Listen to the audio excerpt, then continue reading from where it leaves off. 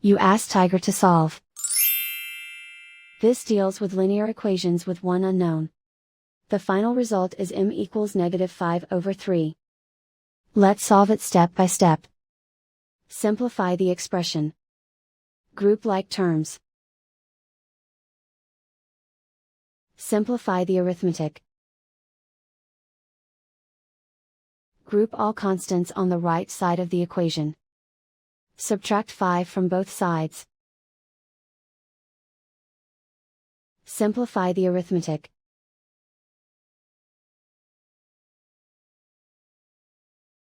Isolate the m.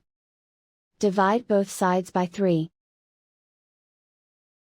Simplify the fraction. And so the final result is m equals -5/3.